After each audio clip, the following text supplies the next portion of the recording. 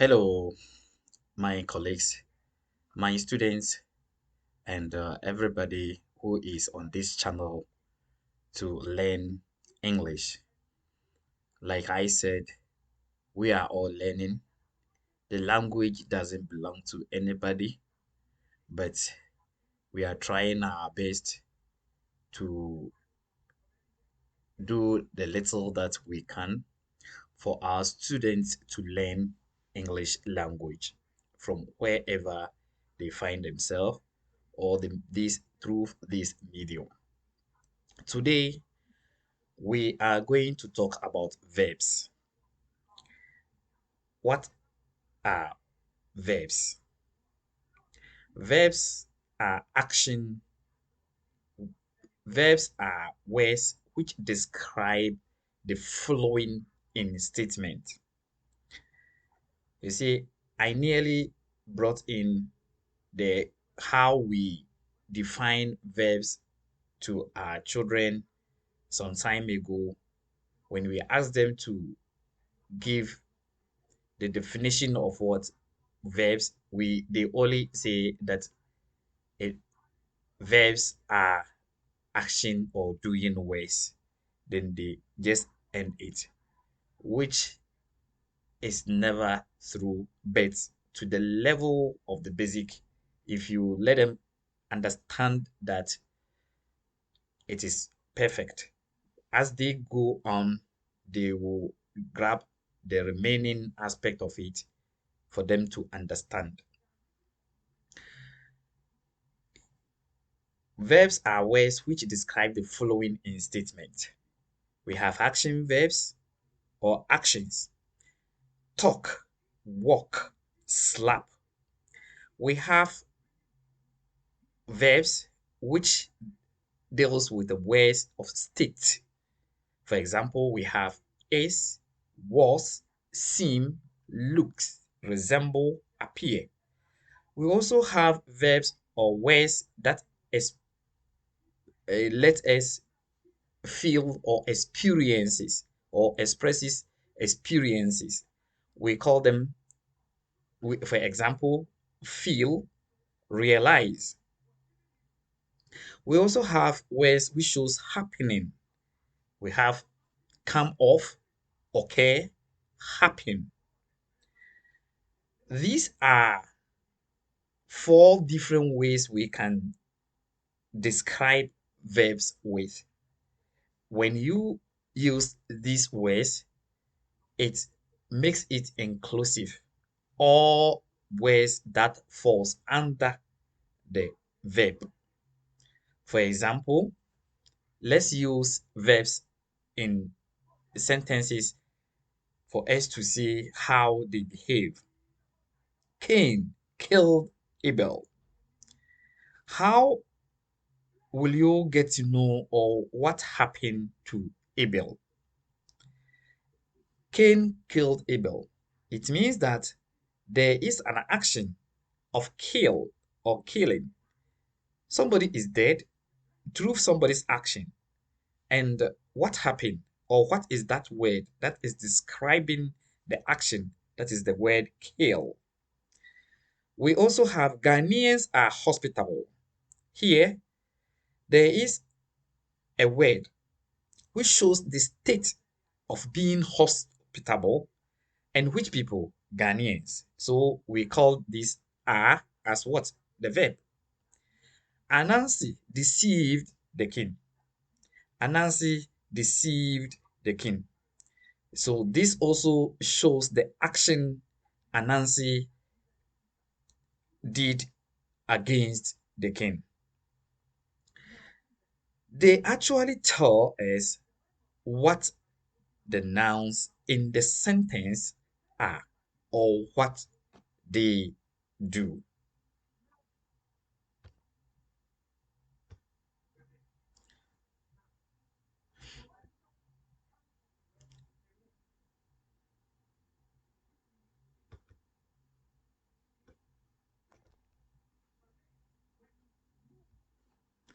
Now, let's go to some Examples to show action, state, and experiences. A dog bites the soldier. The bait here, like I have already explained, is showing the action that the dog did against the soldier. Oxygen is a gas. Here, is showing the state of what? Oxygen being gas. I felt a sharp pain. This is experience. I felt a sharp pain. This is experience. The match came off last week. This is happening. Came off. It has happened. Happening. The men stopped to talk to the women, which is also happening. Something that happened. They stopped to talk to the women.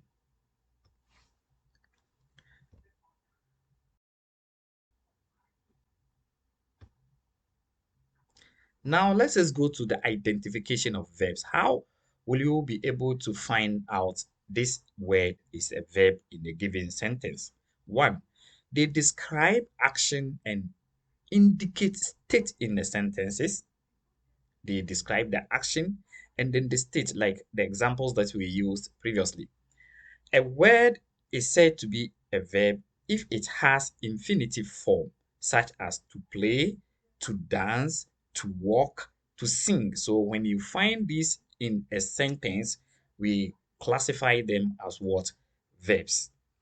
Three, a word is said to be a verb if it can have s added to it to show the present tense.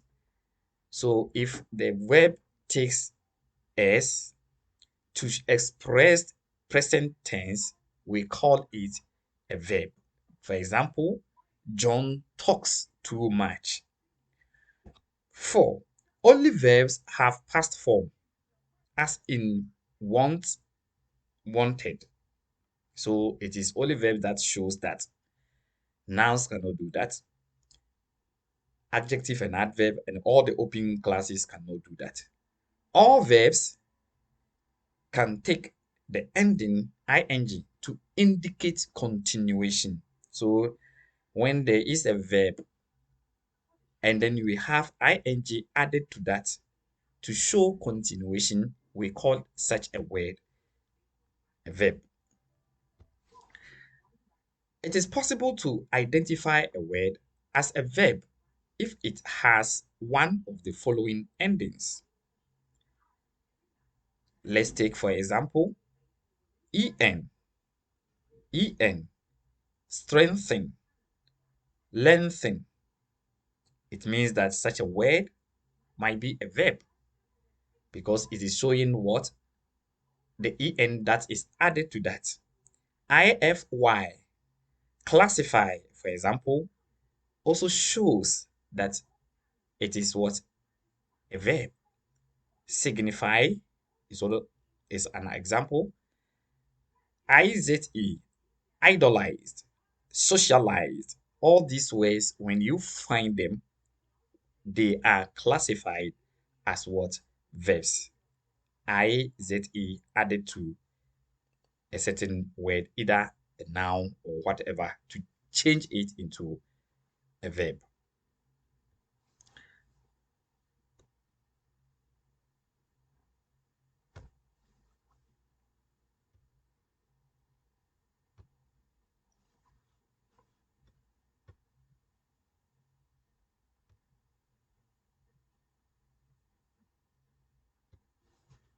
Now let us go to lexical verbs or the main verb. That is, we are going to the types of verbs.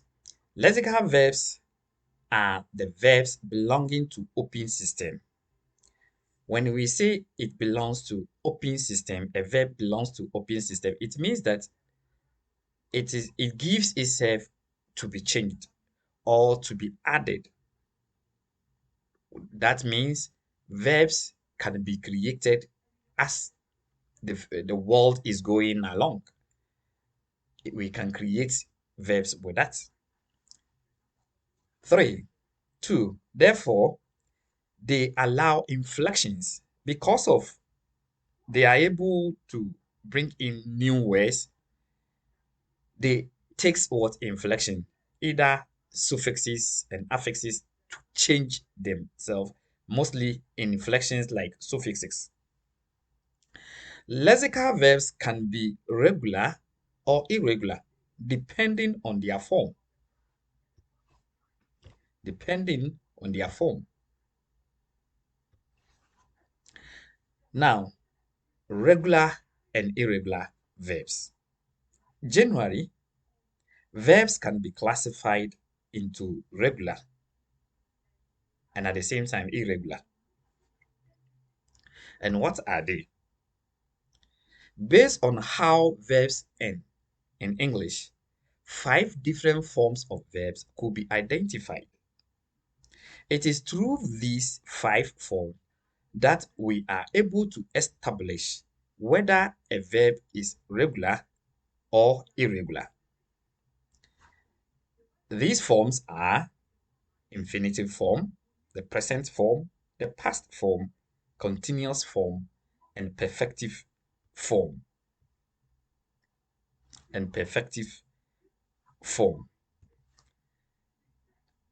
Let's look at the infinitive form.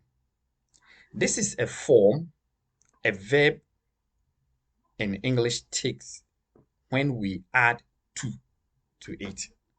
So when we have a verb and we add to it to make it to fly, to talk, to walk, to eat, to sing, to dance, all that verbs which takes to, we call them the infinitive form or to infinitive. We also have the present form. This is the shape of a verb when it is used in the present tense.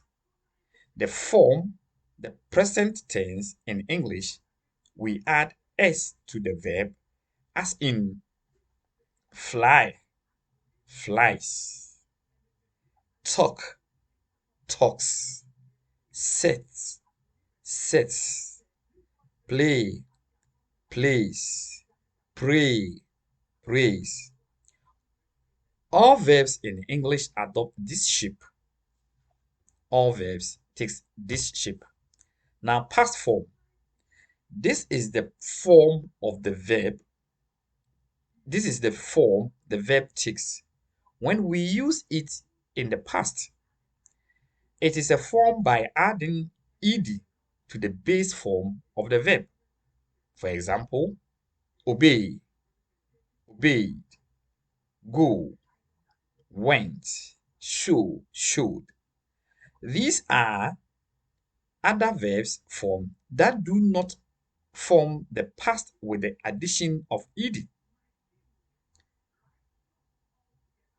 Verbs like go and set form their past form differently.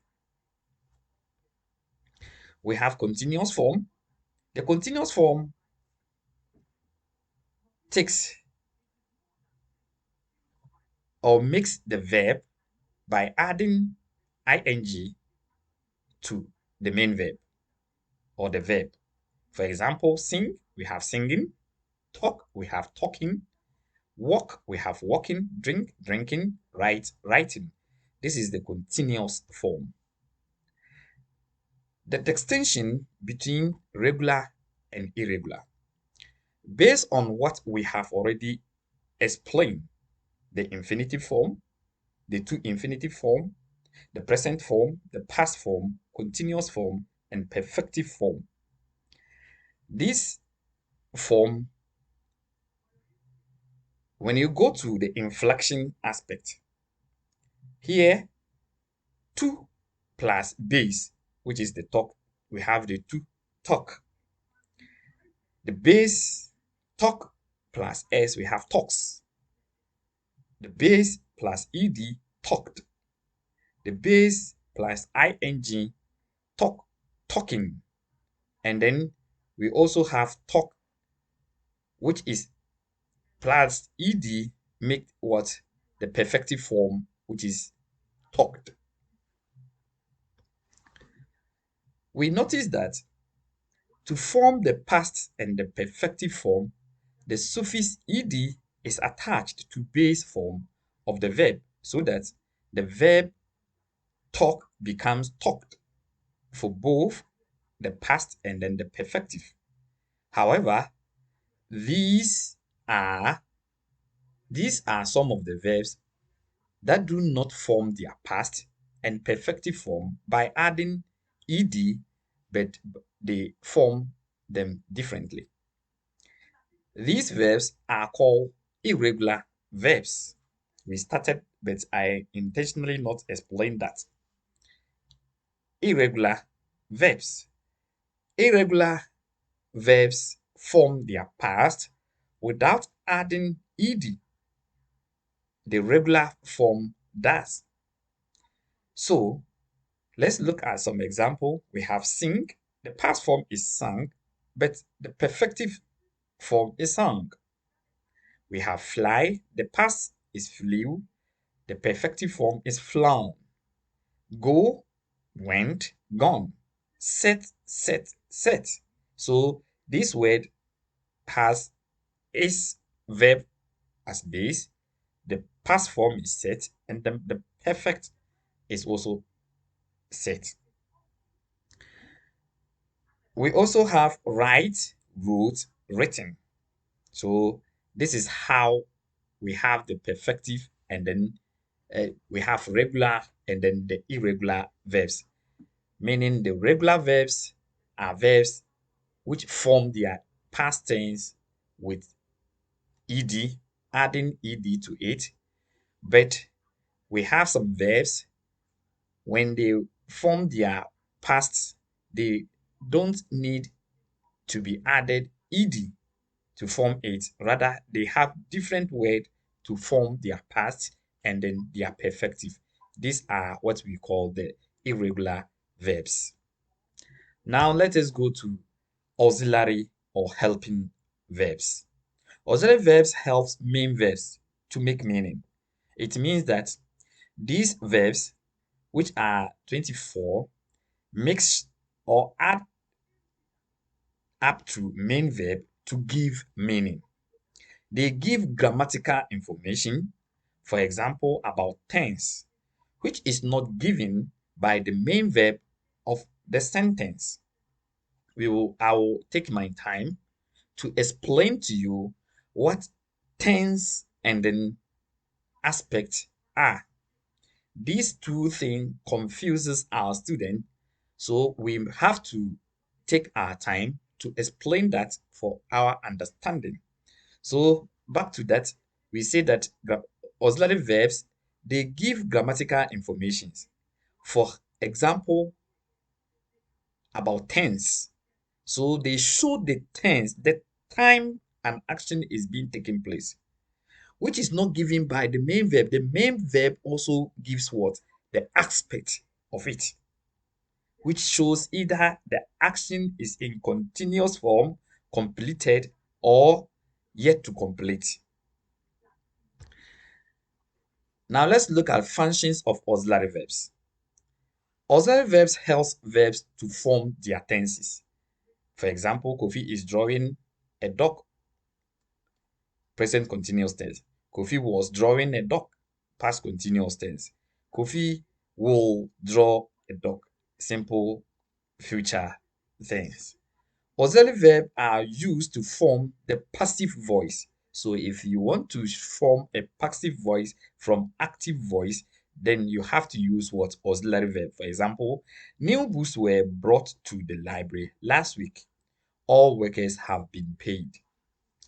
3. Auxiliary verbs are used to form questions.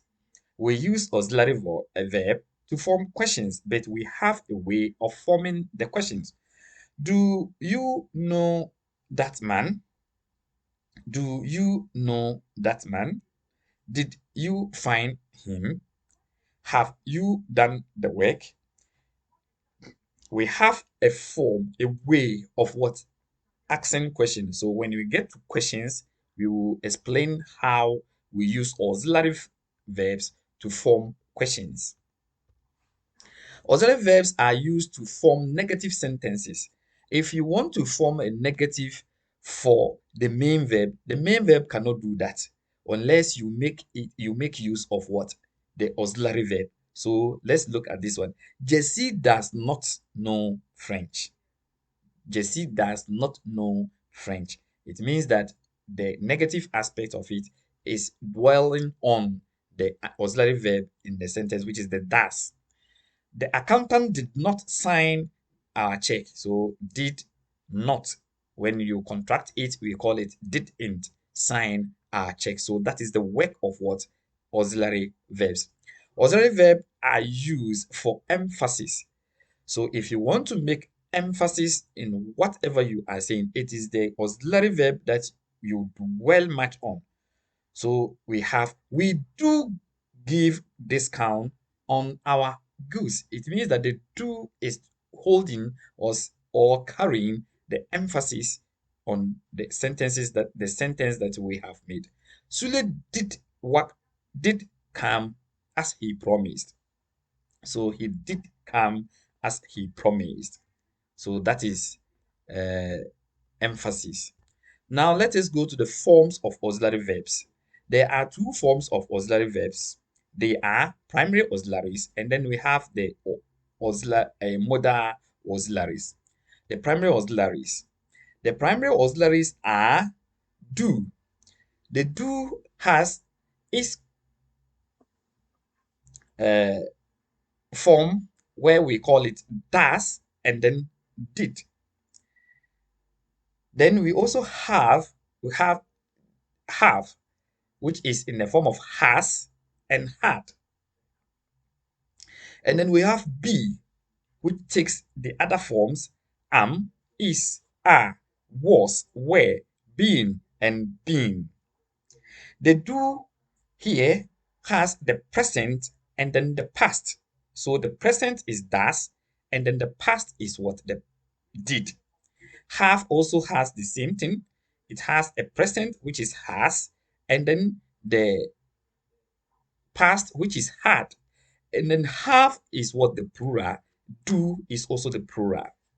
Note, all the primary auxiliary verbs can be both lexical and auxiliary verb. It means that they can take the action of what? Main verb in a sentence. They can also be auxiliary or helping some verbs in a sentence. For example, I will do the work. Here, do is taking the place of what? Lexical verb or main verb. I will do the work. Do you have a pen? Here, do is serving as auxiliary in the form of what? Question. I have, or I had a pen. Lexical. Have you eaten? Here, have is also serving as what? Auxiliary to eating. So we call it auxiliary. That is the auxiliary aspect of it. The modal auxiliaries are will, can, could, must, dare, will, shall, should, may, might, ought to, need to, and have to. They are used with other verbs to express ideas such as permission, possibility, and obligation. So if you want to express permission, possibility, and obligation, it is auxiliary verbs, which are the modal auxiliaries that are used for such purpose. They are also used to add mood to a sentence. When you say mood, we are talking about your behavior or your experience. We have should. One, should, informing obligation, you can say you should come to class. To indicate probable condition, for example, you change your mind, let us know. If you, that is it. To indicate conclusion, if Yao and Ama left home at 10 a.m., they should be in Accra by 5 p.m. Will, willingness, I will kill the cat. 2. Intention, I will dance tonight. 3. Determination, insistence, you will do it. I will do as I please. We will hold the rally at all costs.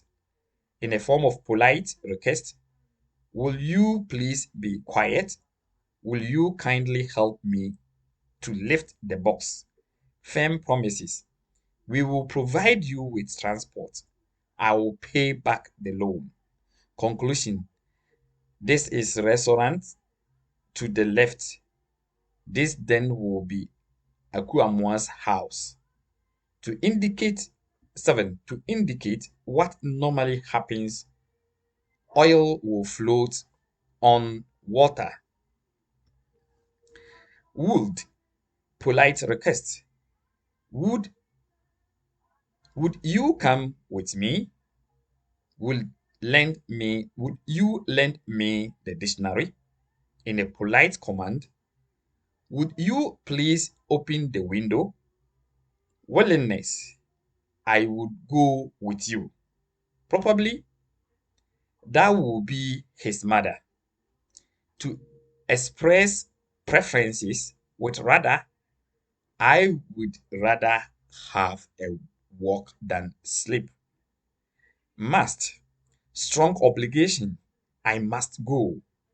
So in our constitutions, you see that this word is what we normally use at the same time, shall. So what do we use it for? When we say must, when you use must, we use it for strong obligation. I must go.